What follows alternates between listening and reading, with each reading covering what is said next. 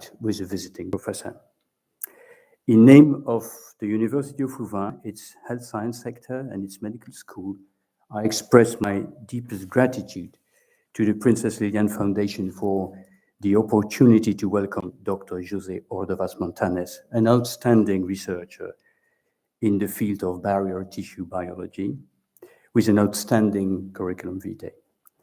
I also take this opportunity to thank the Scientific Council of the Foundation for its careful selection of visiting professors over so many years. Today's topic is quite innovative and perfectly illustrates the strengths of translational research, which is the major topic of the Institute of Experimental and Clinical Research. The IREC indeed conducts research in many areas of clinical and experimental medicine, aiming at better understanding the mechanisms underlying common diseases, but also rare diseases. In this respect, the choice of Dr. Ordovas-Montanes seems most appropriate. Jose's group focuses on causal mechanisms driving inflammatory diseases in barrier tissues, such as the skin, the intestine, and the upper and lower respiratory tract. One of his very original hypotheses is that resident cells in barrier tissues remember inflammatory and allergic signals, introducing the concept of inflammatory memory. In a nutshell, past experience in barrier tissue remains somehow stored in long-term resident cells, not only immune cells, but also epithelial stem cells, stromal cells, and neuronal cells. This inflammatory memory process plays a critical role in diseases such as Crohn's disease, chronic colitis, or psoriasis. Before giving the floor to Professor Jean-Luc Baligan, I would like to express my deepest gratitude to Princess Esmeralda, to Princess Leia, and to Sir Salvador Moncada for their presence today and their endless support to the Princess Lilian Foundation. And I suggest to welcome them by a warm applause. Thank you very much indeed.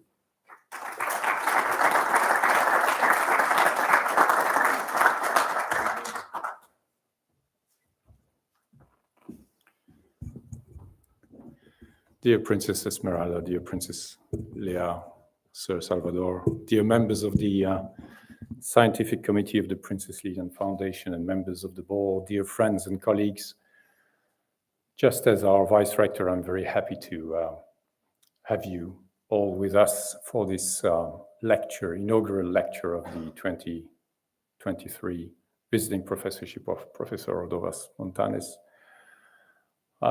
In my quality of the Secretary of the Scientific Committee, I just want to say a few words about the foundation itself. And since its creation by the late Princess Lilian de Réti in 1958, more recently, the foundation has reoriented its activities towards the organization and funding of visiting professors from abroad, but also from Europe, to visit all our Belgian universities and especially dedicate time to meet young scientists, such as I see many of you in this room, which is a testimony to the efficiency of our initiative. Since 2005, we've had wonderful scientists coming and visiting our different universities and exchanging with both PIs, the hosts, and also the young scientists. And I'm sure that this has initiated a number of fruitful collaborations between different Belgian universities and others. So that's what we want to promote. And I'm very happy that Professor Jose Ordovas-Montanes has accepted our invitation to perpetuate this tradition. I won't say many more words, except by saying that those interested in our activities should visit our website, princesslilianfoundation.be, where those who could not make it with us will also find a YouTube link to see the contents and the conference that will be given by Jose Ordovas-Montanes today. So without further ado, I will give the floor to him. First of all, I should also convey the apologies of our president, Monsieur Herman de Croo, who unfortunately for unforeseen reasons could not come with us and not be with us today, but certainly will be very keen in following José's conference and your questions. So thank you very much. And the floor is yours.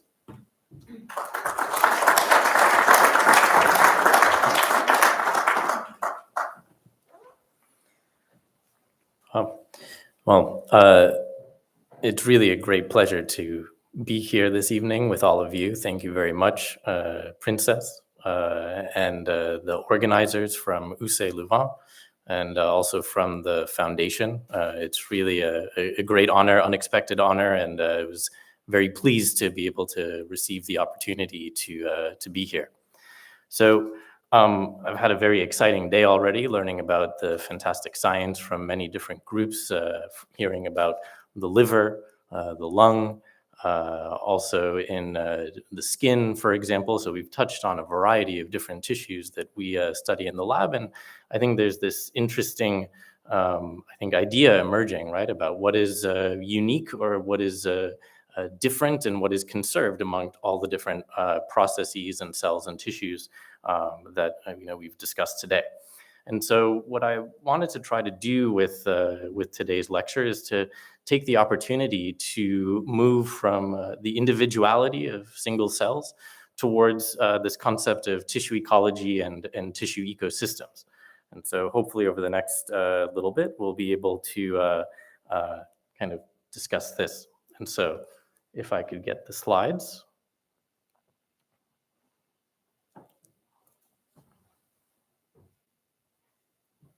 Then we will be ready to go. Or if not, I can also do it without.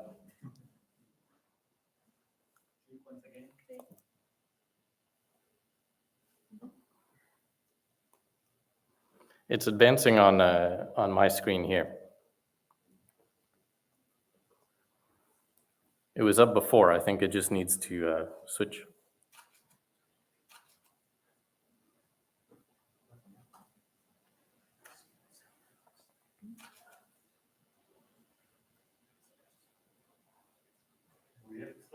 I have it here. There we go. Okay, so this is actually the right presentation, yeah? Even though it's nothing about cells or, well, actually there's cells in the picture, but nothing about cells or tissues as we recognize them. But I wanted to start off with this picture of a humble potato, actually, and build up the tissue from here. And so the potato is something that's conserved across many different cuisines, many different cultures, many different countries. Here in Belgium, of course, there's great pride in the national dish of moule frites, a great use of a potato. In the Netherlands, they make a dish called stampot. I still don't really understand it very well, lacking a bit of flavor perhaps and spice, but it's there. But then in Spain is really where the essence of the potato can shine, through the tortilla de patata, or Spanish omelet, as some of you may know it. And so the reason that I wanted to start off with this is that even though these dishes seem incredibly simple, as we start to layer on the complexity of different kinds of potatoes, or different kinds of olive oil, or of eggs, or of onions, and a little bit of salt to put it together, there's many different combinations that we can get. And so, say for example, now I hand you in a hand a test tube, right? What would one see? What would one look at it? And so over the process of building single cell maps of tissues, talking a little bit about memory of inflammation and tissue ecology, hopefully we can get some insights into what we see here. And so here is a hand holding a small biopsy, happens to be from the intestine. And so one simple question that we might want to ask is, well, what questions should we really ask from this, right? What do we want to know? And so, for example, we might want to ask, who are the cells in this tissue? What should we call them if we give them names? How do we identify who they're talking to? Who are their neighbors? Which networks that they form are stable and which are transient interactions? Where is this tissue going next, right? What does it remember? And fundamentally, if this is a healthy tissue, why is the tissue healthy? Or if it's diseased, why is the tissue diseased, right? And so one way of that we've been basically building up in the lab is this fashion of displaying tissues in higher dimensional space. So here is this animation loops. What you'll see is all the patient tissues starting off in the same point. And as we begin to appreciate the diversity and the unique nuance present within, we start to see that some of the colors start to separate. These are different diagnoses, maybe different responses to treatment. And so what we've been building are the tools and the computational approaches to be able to understand and convey the diversity that is present within each of these otherwise simple looking tissues. And so what we do is quite simply, we begin with a question of essentially maybe two different sets of people, right? Some healthy, some sick. We decompose these tissues into single cell maps. The basic fundamental unit, right here, the potato in this is really the cell. And what we start to understand in terms of the unique flavor profile is really the genetics, right? The RNA component of this. So this all makes sense, right? This all seems pretty straightforward. But what had we been doing for such a long time when it came to tissue biology? We would make emulsions, right? We would take a tissue, we would grind it up into its component parts, and then we would just get an average picture of what was happening, right? But we didn't really know what was there anymore. And so what we need to do really is move from this approach of looking at these kind of homogenates and not really knowing where each gene was expressed, but rather looking in the top form here, where we can take the tissue, decompose it into component parts, and then analyze it such that each point is going to be an individual cell, in this case, in these plots. So now we're at the cell level rather than the patient level. And so this is the same theory that applies, for example, to a classroom, where we may want to understand who each of the kids are in a classroom and why they're learning a certain way, as opposed to a more average view, right? A more average profile.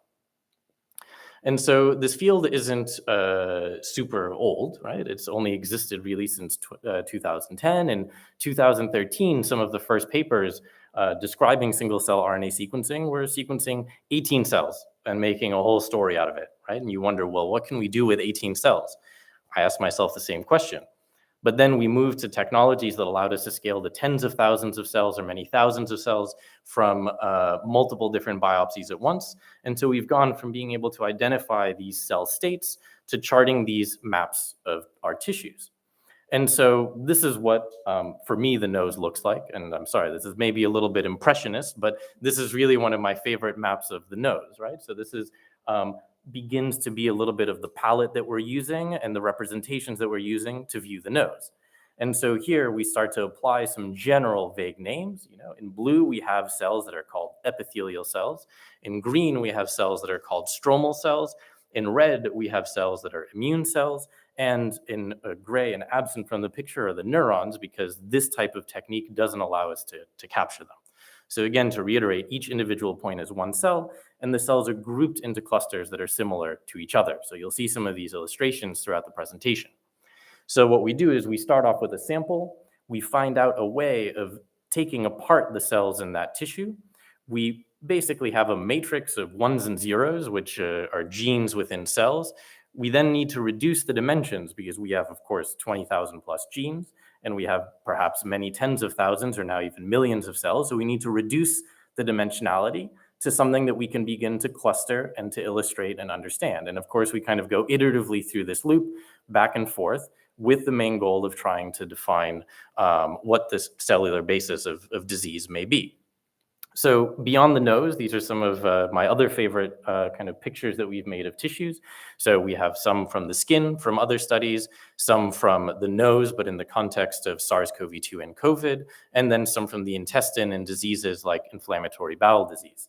And so within each one of these, we apply a particular lens to begin to understand what are some of the main cell states within certain cell types that may be most obviously associated with disease.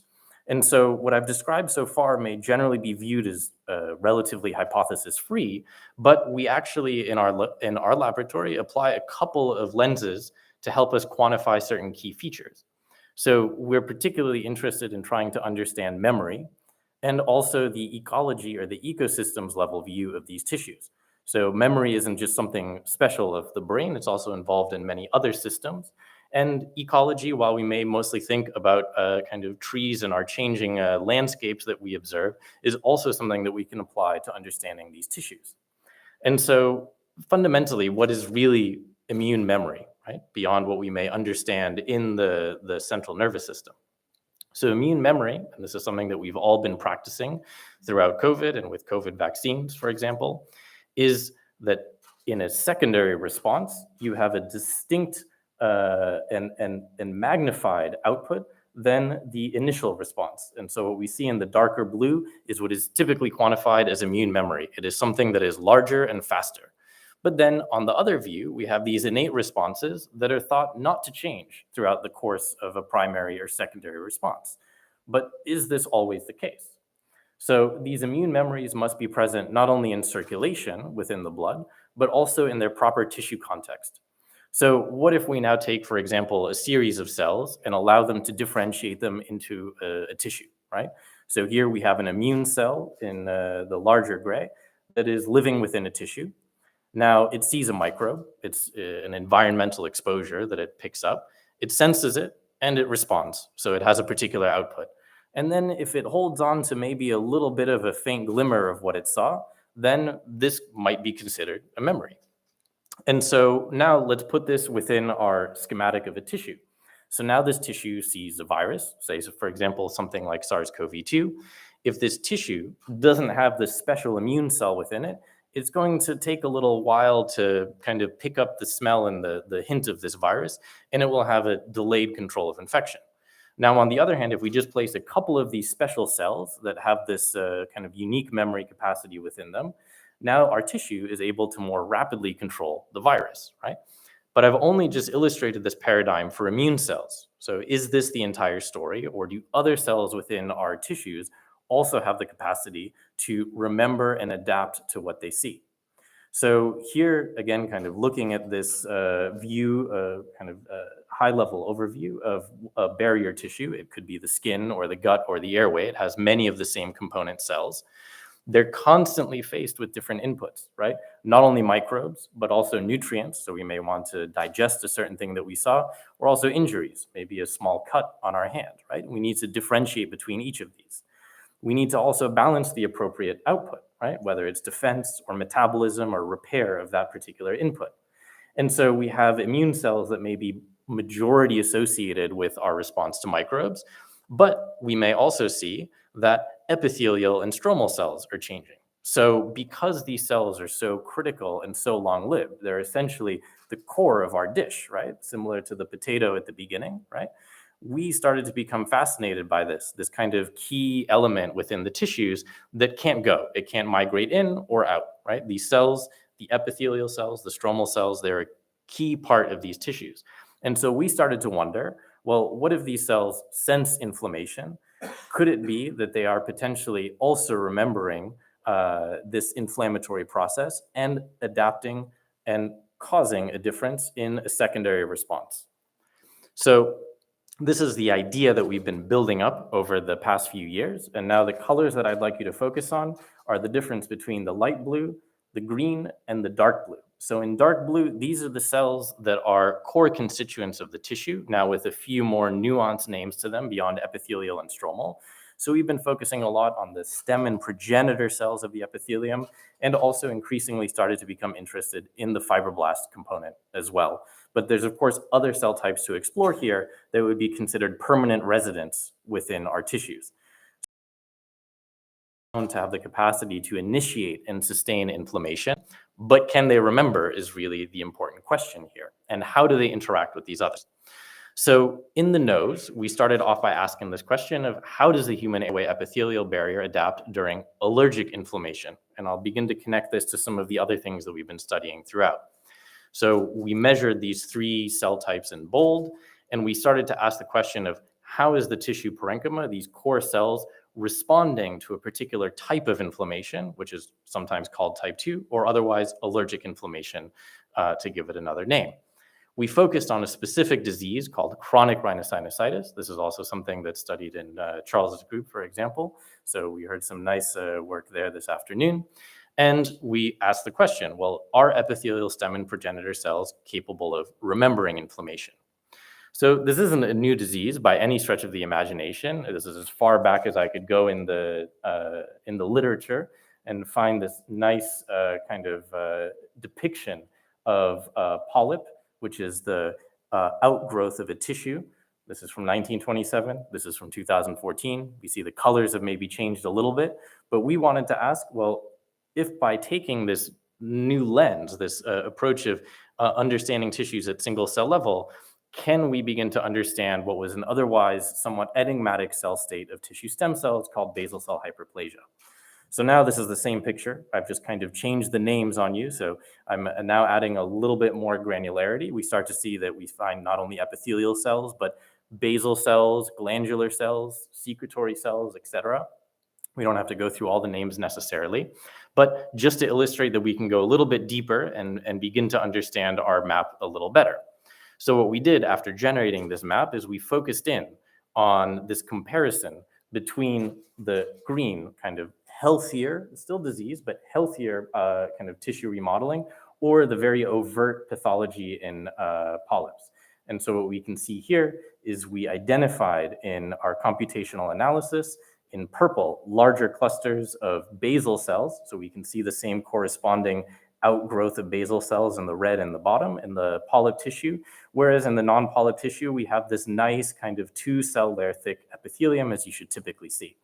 And so what we saw was by looking at the genes and the patterns in those genes, that these cells were actually not just basal cells anymore, but they were getting stuck partway as they were trying to differentiate. So there wasn't just more of the same cell accumulating, they were trying to escape, but there was something that was holding them back. And so we thought, hey, maybe it is this idea that these cells are trapped in some way because they have formed a memory of the inflammation that they're exposed to. So what we did is we took the cells from the patients, and rather than immediately analyzing, we put them into a dish, and then we let them rest for a few weeks, and we re-challenged them again with the cytokines that we saw from our data were inducing their particular profile. And so what we started to see were curves that look like the one on the right, where we saw genes that were higher, both at baseline level, also quicker to respond to the cytokine, this kind of salt in a way that we're adding to the cells to express what they were doing in the body, and then also reaching a higher maximum. And so we can see here one example, which is beta-catenin, which is part of the Wnt pathway and important in controlling stemness and also proliferation of these cells. And so we saw this across the polyps. So these basal cells were capable of remembering, essentially, ex vivo. And so we went on to do some initial elements of this study, and we could see that as these cells were trying to differentiate, that they weren't quite making it to where they should get to. And so there was a big shift really going here from a interferon-dominated environment, so an antiviral-dominated environment in the healthier individuals in blue and into green, and then in purple in the more severe disease and polyps. We saw that it was now this very strong activation of the type 2 allergic pathway. And so now this puts us at about the beginning of the COVID pandemic. And so we started to look at this data and we said, hey, what does this look like really for antiviral immunity? Because if these patients are running around with a very low antiviral capacity, then what does it mean when a new virus gets out into the environment and this patient might see it? And so this slide basically illustrates the questions that we took to go from our initial question of trying to define how nasal epithelial progenitor cells are adapting to and remembering inflammation, to which cells are the likely targets of SARS-CoV-2, right? So as this new virus went out, we each started to apply our different lens to it. And so early on in 2020, we started to look for ACE2, this now famous gene and protein, which is one of the most important receptors, if not the most important receptor for SARS-CoV-2. And we saw where it was located. And then based on this and some of the profiling that we developed, we were ready to ask the question of, well, where is the virus going and where is it hiding in actual patient samples? And so I'll just illustrate in a couple brief vignettes what we did in 2020 and 2021 related to this. And so I think many of us are probably familiar with this idea by this point, right? Probably everyone in this room has by now taken at least one of these, if not multiple ones. You hope to get the answer on the right, which is negative.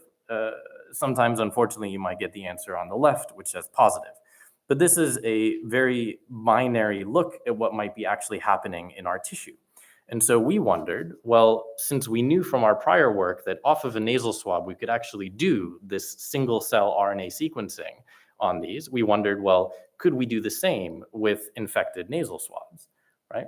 So we wanted to ask the question, what are the direct cellular targets of SARS-CoV-2 infection, and how are they responding in the nasal mucosa? So we took the same nasopharyngeal swabs that many of us have used. We dunked them in this kind of preservation media that helps to preserve the cells. We then applied them to our single cell techniques. And now not only are we measuring our human genes, but also looking for SARS-CoV-2 genes as well. And we're trying to basically match up where are we seeing both together. And so this was something that was happening thanks to a large team effort across Boston Children's, where our group is based, also the Broad and MIT and the University of Mississippi as well, and was really spearheaded by a MD PhD student who is now graduated, Carly Ziegler.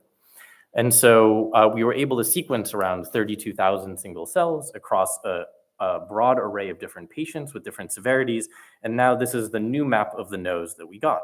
And so we have a lot of the similar cells that we were finding before, epithelial cells, and also some immune cells. And so I'll just show you one little bit of data from this, which was basically what happens when we find an infected cell and how is the response different across severity. So here, for example, we have our SARS-CoV-2 RNA positive epithelial cells. Well, one simple idea could have been if someone was in a milder situation rather than a more severe situation, that they would have less virus within an infected cell. They're better able to control that. This isn't exactly what our data was telling us. So between mild to moderate or severe individuals, we saw that there was the same amount of virus within an infected cell. Now, what happens to the host response, right? Now, this is a very nice experiment because it's basically like in a dish, we have given the same amount of virus to two different types of cells. Now we see that in severe individuals, their cells are incapable of responding with this appropriate antiviral response. And so these are some genes that are associated with the interferon pathway and antiviral immunity.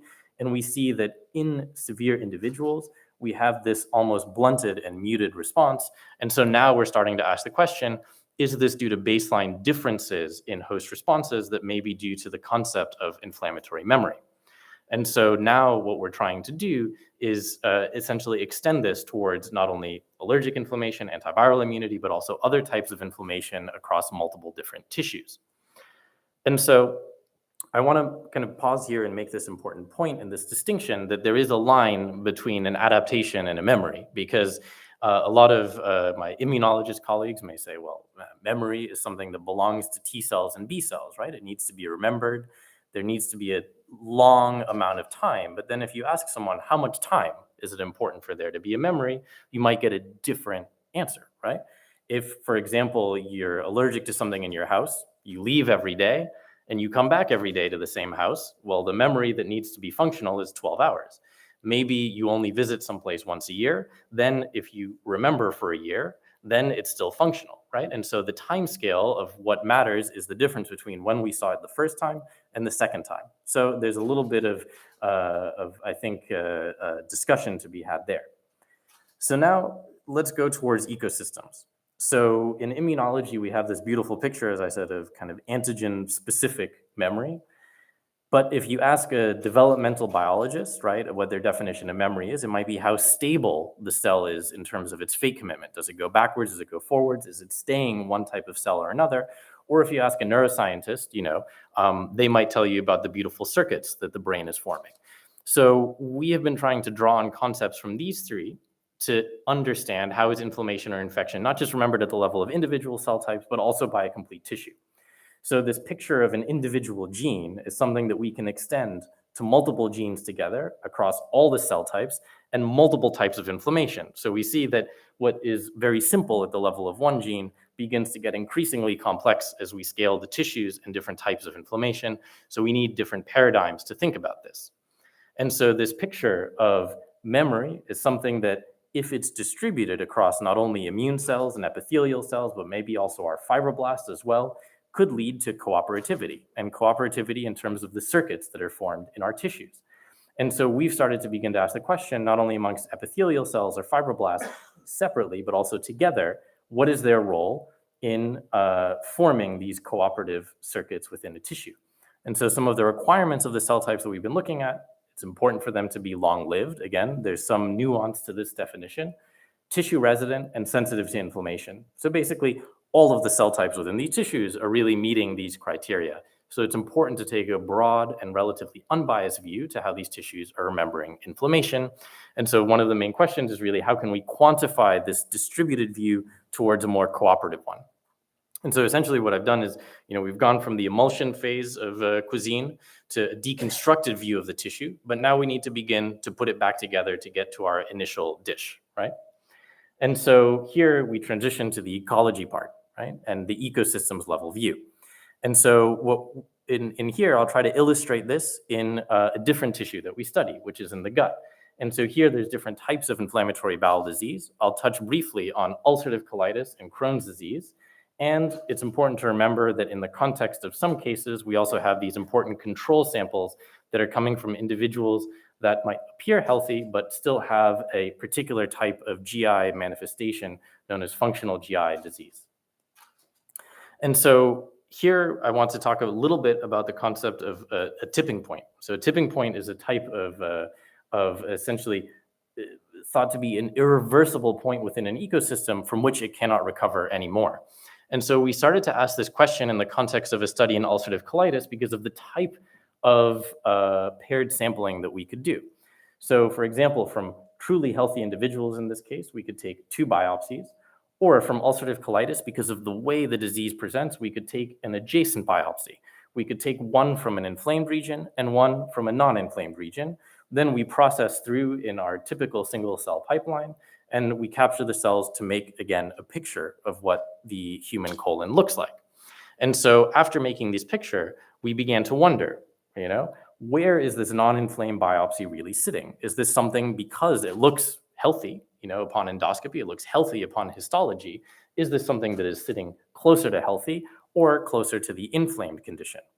And so here we really are starting to think about these tipping points, really, right? So we might think that if there's a subtle change in one organism within this, right? Maybe we go from an ecosystem, this kelp forest, where there is a sea otter absent or present, right? Looks completely different. Same might be true for one type of bass in a lake or another type of bass in this nice experiment, where you can see what it does to the entire picture of the lake and the overall ecosystem when one simple species is changed, right? And so this concept of ecological tipping points and kind of keystone species of ecosystems is something that we've started to draw on to understand our data. And so viewed in a graphical representation, say, for example, we push our gut a little bit, right? It's usually living in a high functional, low inflammatory state. It can come back if it's in a healthy paradigm, right? But now what happens? If you push it too hard or for too long, it might reach a tipping point. It never resets really back to normal. Now, one of the problems is that we do have some treatments for these diseases, but they're not good enough because they typically push the tissue down from inflammation, but it doesn't necessarily always regain function. And so one of the things that we need to begin to understand is it simple enough to just add back the species that was missing, or how many other things do we actually need to rebuild in this tissue ecosystem to get us back to this missing gap and get us back towards a true functional healthy state? And so the way that we began to look at this in the concept of ulcerative colitis is by basically looking at differential expression of individual genes. And now this is somewhat of a messy plot, but basically what you should focus on is just the fact that these are quite diagonal from each other, showing that there is a strong correlation between healthy to non-inflamed or also healthy to inflamed. And so by this level of essentially bulk view of expression, even if we're breaking it down to somewhat large cell types, we see that these non-inflamed and inflamed cell states are actually relatively similar to each other. And so there seems to be a very subtle difference in terms of the tipping point at the level of gene expression, but we'll come back to cell composition at the end. And so what we did is we started to dissect a little bit further to see if we could find what this kind of keystone species might be within this ecosystem. And what really struck us was this inflammatory fibroblast state. And so we saw these unique inflammatory fibroblasts that were found in ulcerative colitis, and particularly within the inflamed region hints within the non-inflamed, but not fully manifesting the cellular program. And so this is something that has started to become a main focus of our particular, of our follow-up studies. And so these follow-up studies are being led by Josh D'Souza Casal, who's a PhD student in the laboratory. And he's basically taken this view of health and disease to one of epithelial support being equivalent to health and immune support being equivalent to disease. So now we can see healthy fibroblasts. They might turn on this inflammatory fibroblast program, but then if they resolve, they come back. But if we hit them again, they may go to this point and eventually they live in this regime of chronic inflammation. And so the hypothesis that Josh is pursuing is that inflammation acts on fibroblasts to promote an inflammatory tipping point. And so we've observed this within our human data, but how do we really test this and see which comes first? So what Josh has done is he has taken a mouse model of the disease. Now, of course, it only recapitulates some parts of this. He's made another map of the tissue. So here, again, the names aren't necessarily particularly important, only to say that we see a very similar inflammatory fibroblast state in this mouse model. So it means that while it may not model the entire disease, at least for this question, it seems like something that's valid. So now what Josh did is he did a very similar experiment to what we did with the nose and the epithelial cells there. He took the fibroblasts, or what he thought were fibroblasts, from these two different mice, and then he placed them in a dish. And so we have healthy fibroblasts in tan and inflamed fibroblasts in red. And so this is what healthy fibroblasts look under the microscope after 14 days in culture. This is what the inflamed fibroblasts look like from a few different replicates. Well, it doesn't take much single cell to realize that these look different by eye, right? But regardless, we went ahead and did some single cell on them, and we wanted to ask which additional populations were present. Before that, we also did some flow. We didn't jump right to there, but what we saw was this view here. And what we saw that was quite striking was even after 2 or 3 weeks in culture, the healthy fibroblasts and the inflamed fibroblasts, as we can tell, are making different halves of this picture. So it suggests that the inflamed and the healthy fibroblasts are maintaining their particular state. Now, what was interesting is that these inflamed fibroblasts are actually capable of supporting macrophages. Now, macrophages aren't a cell that we've talked about thus far in the presentation, but are oftentimes intimately associated with the process of inflammation, tissue damage, and tissue repair. And so now, if we have a fibroblast population that is uniquely geared towards supporting macrophages, we can start to form these circuits, right? And so it may be that we have a particular circuit being formed that is cooperative between this fibroblast and the macrophage, right? And so this is what Josh is starting to dissect. And so now let's zoom out. And this is the last vignette that I'll share with you. And so we're moving towards this ecosystems level view of how we can begin to understand Crohn's disease in this case, although we're applying the same lens to ulcerative colitis, so just for the illustrative purposes. And the reason that Crohn's is particularly interesting is because, again, if we look in the literature, we find that vascular cells have been implicated, fibroblasts, epithelial, neurons, mast cells, myeloid cells, NK cells, all sorts of different cell types, right? And so it would be naive to think that we're going to go in with a new tool and find just one thing that is changing or different or principally responsible for the disease. And so we have been able to essentially dissect this disease where all cell types have been previously implicated with this new tool in our lens of an ecosystems level view. And so this is, again, together with a large team effort, and this is together with Leslie Keane's group, Betty Zhang and Allison Yu, previously at Seattle and now also at Boston Children's. And so we've been able to do a study which is a little bit different than what we did in adult. So this is actually now dealing with pediatric inflammatory bowel disease. And what we do is we actually take a biopsy before we even know what these kids have. Some of them may just have functional gastrointestinal disorder, no inflammation. Some of them have Crohn's, some of them have ulcerative colitis. Some we've even seen have had monogenic causes of these diseases. And so what we do is we can follow them up for 2 years. Actually, now we've followed up some for quite longer. And we begin to understand how are some responding. Are they blue, where they don't need to go onto a drug called anti-TNF? Are they a yellow patient, where they're a full responder to this anti-TNF therapy? Or are they in the darker red, where they're a partial responder, and they need to continue getting more and more and higher levels of drug? And so the reason that this is an important question is because half the patients already from the beginning are not capable of achieving steroid-free remission.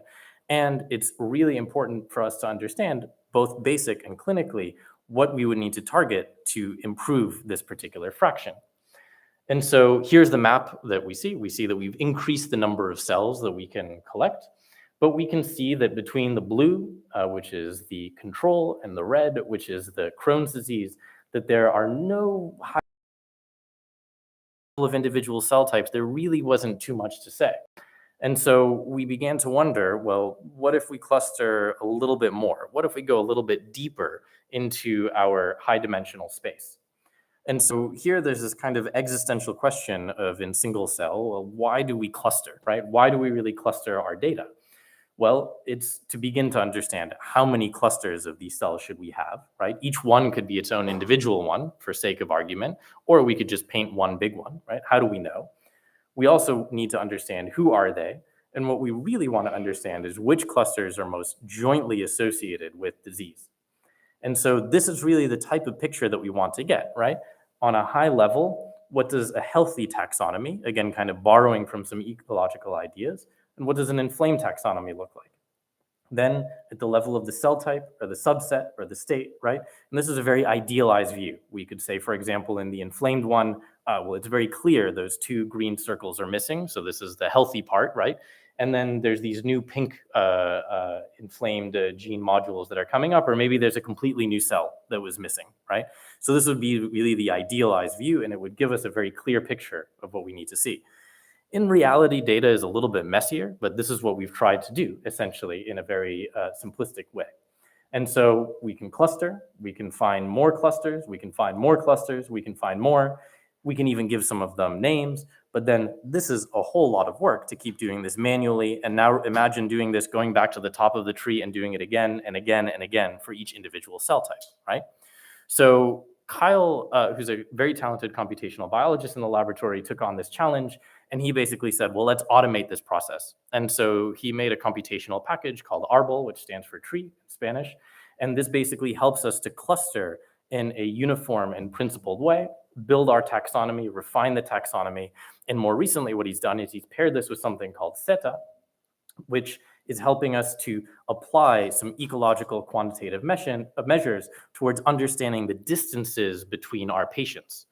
And so now we see that this amazingly complex picture of our taxonomy, this is a real taxonomy now of Crohn's disease, right? And we can zoom in and we can see that we've actually given all of these cells names. Now, I won't ask you to remember all of these. They're quite, I think, nuanced at this level, but we can extract meaningful biology, right? For some of you that are in there, you might see some genes that you recognize here on this list: proliferation, cytotoxicity, regenerative capacity, regulatory T cells, et cetera. They start to tell us something, right, about what these cells are doing. Now, what we can do is we can basically walk down this tree, right? Just as we were looking before at the healthy and the inflamed taxonomy, now what I'm showing you is the ratio of cells. We see that at the top cluster, it's basically the same.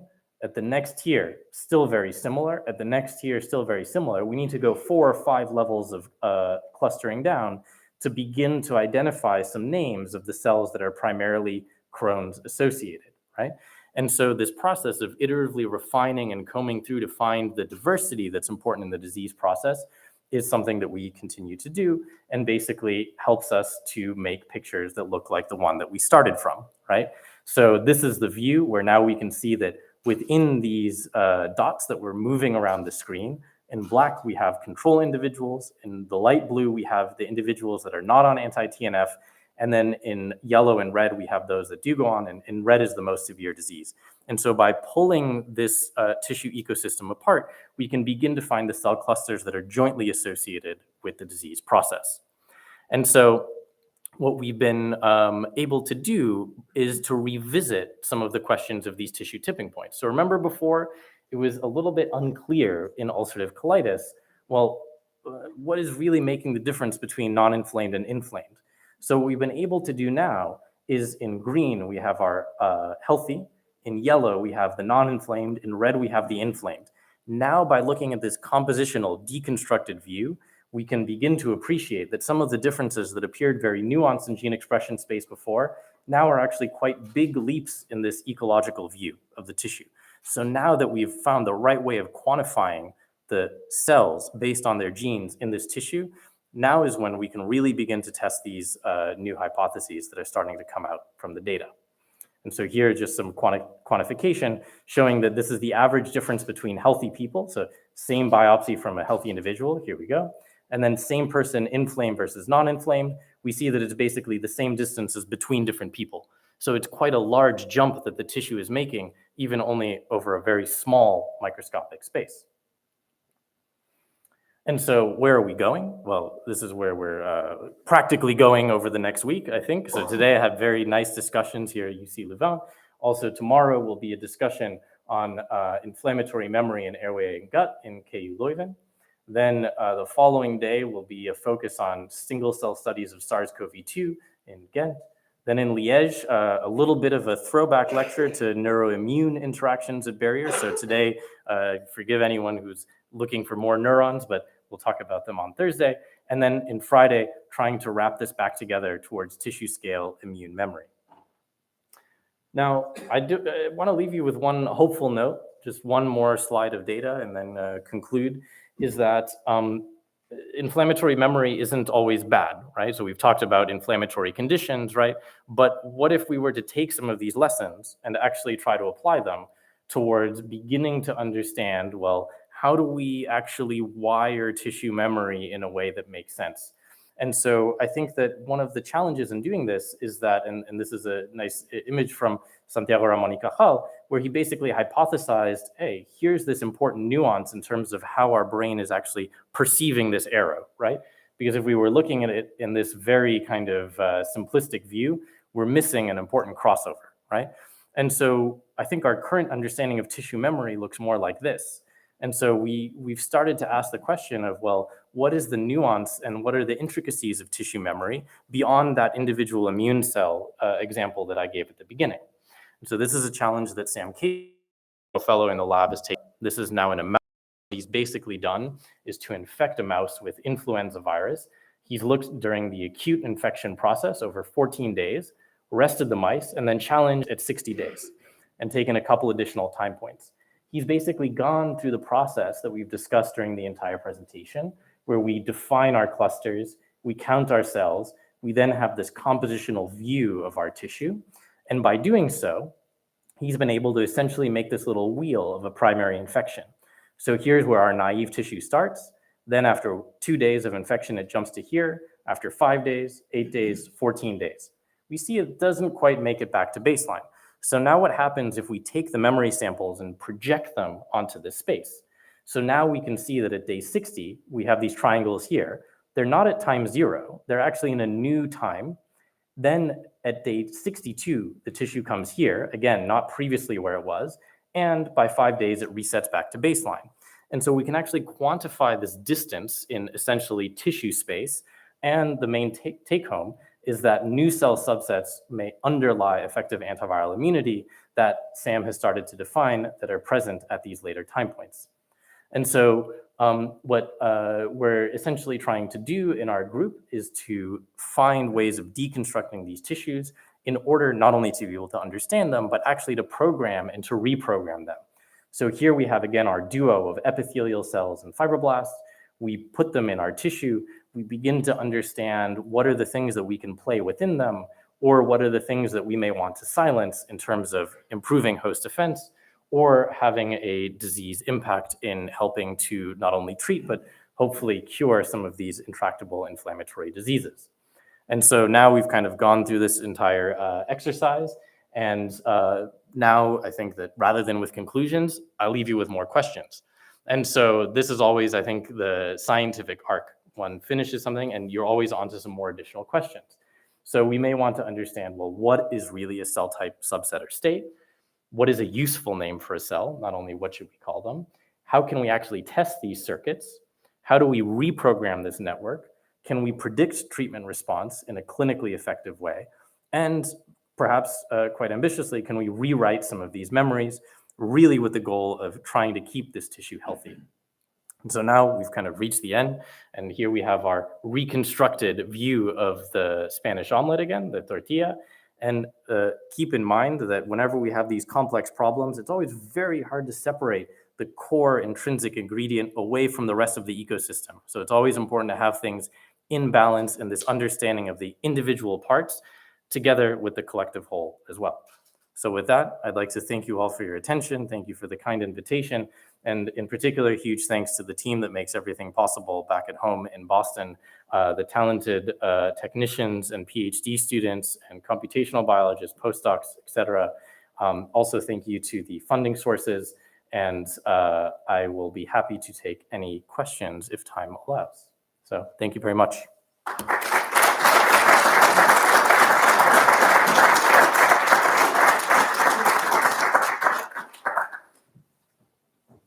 I have Yes, two questions. please. The first one, you talk about tissue ecology. And in the beginning of your lecture, you gave us a drawing talking about blue cells, light blue cells, and green cells. Mm-hmm. Have you or anybody followed the ecology of the tissue throughout an inflammatory process, for example, in COVID, to the resolution of the inflammation? Yeah, so And perhaps through a second inflammatory reaction and see whether the combination of those types of cells is the same always, or does it vary in any way? And is the inflammation and its resolution creating a different type of situation afterwards? it's an excellent question. We've been able to best approximate this in the mouse models for the time being, because there we can control real time. But we're doing these exact studies in people where we can basically sample on an almost daily basis in COVID in particular, because of the ease of almost daily nasal swabs. Exactly. And so I can comment on what we see in mice, and maybe we'll see how it happens in people. So in mice, what we see is day 2, we have neutrophils coming in. Day 5, we have monocytes. Day 8, for example, we have some T cells. Day 12, 14, we start to have the T cells change into their resident memory phenotype. But this all happens super stepwise, right? So each day is a different step. It's almost a different block. This is in the naive setting.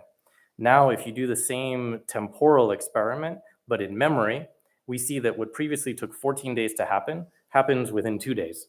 And so it's really this coordination of cells that were essentially these different colors, as you were alluding to, that are now acting in a coordinated fashion. And so most of these, we think, are still living within the tissue in order to be able to act in such a quick way.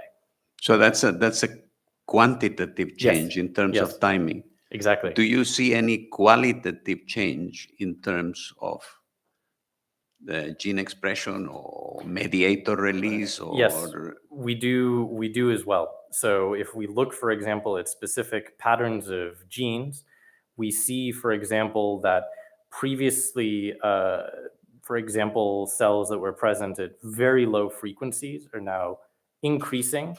And not only are those frequencies changed, but also the gene expression patterns and the tightness of those gene expression modules in particular is what is helping to define the memory. So it's almost like a module within a module. The coordination that happens at the cell level is also present at the gene level. do you see any fibroblastic response in the second inflammation? Yes, we do actually. Quite a substantial difference there. Yeah. I can imagine that. Yeah. That takes me to the second question. In Crohn's disease, you talk about association between fibroblasts and macrophages, non-inflammatory fibroblasts, and then you talk about interaction between macrophages and inflammatory fibroblasts. Mm-hmm. In which state of activation do you know whether those macrophages are in each type of the interactions? Yeah, it's another very good question. So these macrophages are in a quite interferon gamma primed and TNF also primed state, right? And so we think that they are primarily seeing either TNF or something like oncostatin in order to keep that macrophage circuit. And what Josh is really trying to do now is to dissect what are other cues, because some of the obvious things like CSF1, 2, or 3, for example, don't really seem to be important in our hands to maintain this circuit. And so Josh is trying to define some new mediators from the data that he's picked up on to see if they're important for this enhanced capacity of the fibroblasts to maintain the macrophages. But the macrophages, I think, are in a very traditional TNF interferon gamma prime state. Sorry, do you know if at the end of the cycle you have an M2 type macrophage appearing rather than an M1 type? Yeah, it's another good question. So again, if I come back in a few weeks, maybe we know. He was doing some of these later time points now in the mouse situation, right? To begin to understand if we have this additional reparative phenotype. This would be our thought, but we don't know in terms of each additional cycle yet. Thank you very much. Very nice talk. Thank you. Perhaps I'll ask a few more questions. I like the concept of the tipping point that you highlighted. That certainly is inspiring in terms of the development of inflammation. But from a clinical point of view, there's something that comes to mind. Usually, certainly for ulcerative colitis, this inflammation also constitute the premises to the development of cancer. Mm-hmm. And so my question, naive question, is whether you can imagine a concept where the tipping goes far enough so that you initiate a neoplastic disease, and whether you've been able to get your hand on some data that would compare the gene expression pattern in polyps that have become cancerous versus inflammatory. Absolutely. So this is a very good question. It's something that we have thought about, but not a direction that we've taken. And so I know other groups that are working on this. What I can comment on is your mention of essentially clonality or selection within the tissue. So something that I neglected to mention in the presentation is that some of these tissues actually, even in a healthy situation, in an adult, have quite a clonal patchwork. They really look like a mosaic, not only at the level of RNA, but also DNA. And so there's recurrent mutations that can be picked up in the esophagus or the skin or the colon that are helping some cells survive or compete within a particular environment. This may actually protect in some cases from the development of cancer, but in the right combination, both of inflammation and mutational hits, then you can precipitate that cancerous evolution. So there's multiple layers of competition here that are happening both at the state level, but also the genomic level. Thank you.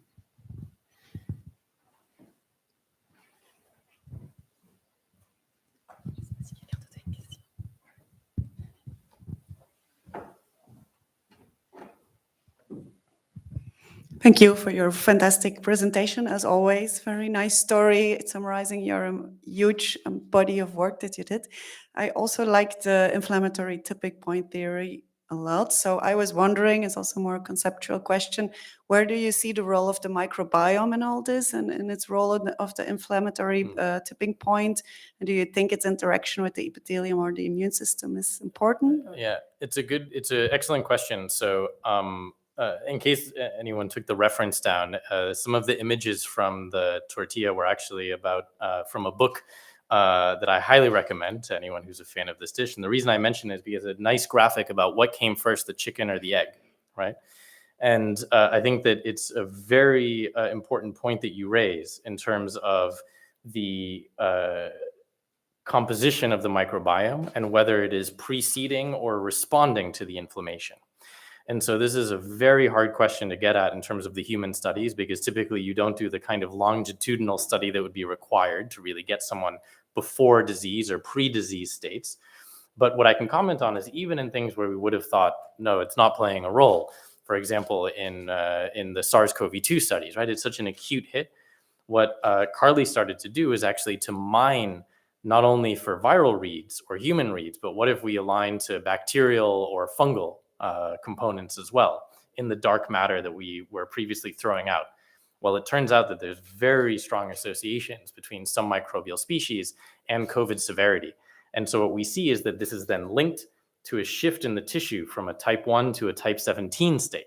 And so now this kind of triangle of inflammation gets more complex, right? Because we have the type 1, type 2, type 17, and the microbial layer that may be enforcing that state in addition to the cellular circuits. So yeah, I completely neglected to mention the microbes, but I think they're playing an important role in all of these cases.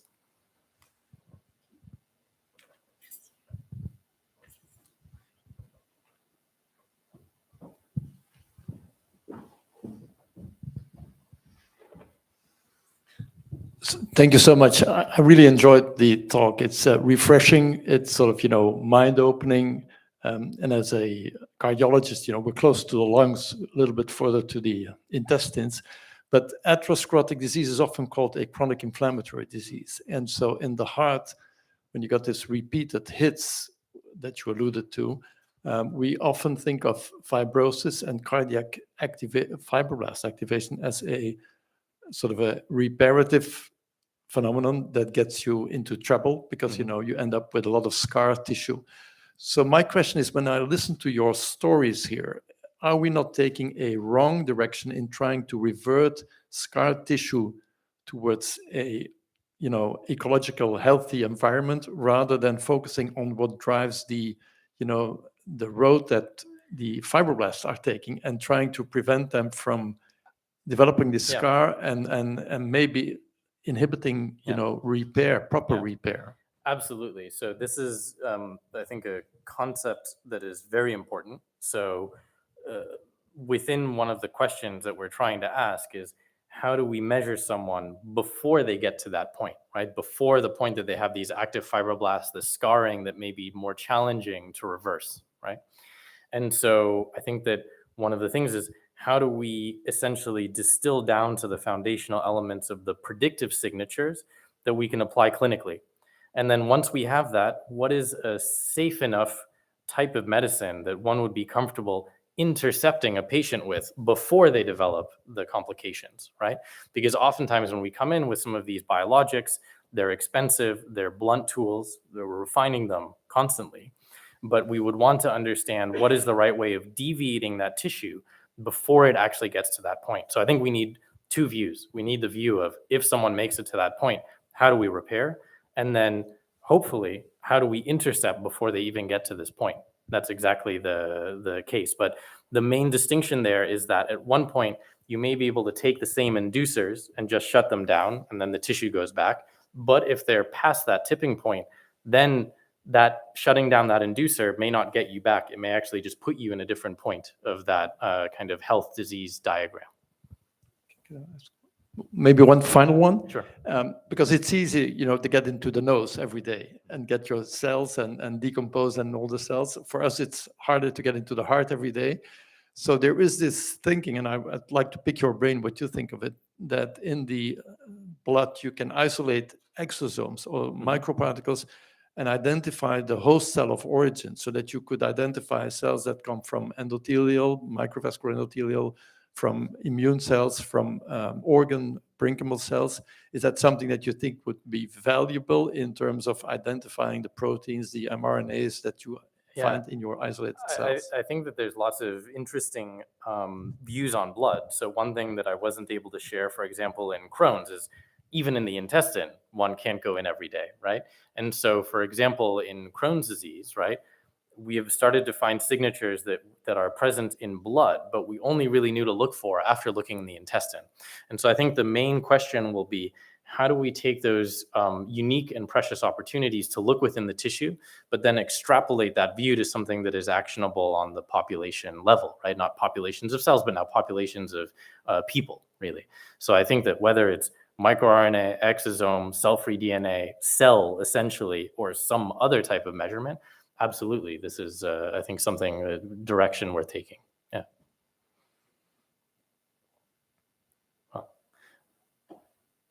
thank you very much. I really appreciate it. Thank you.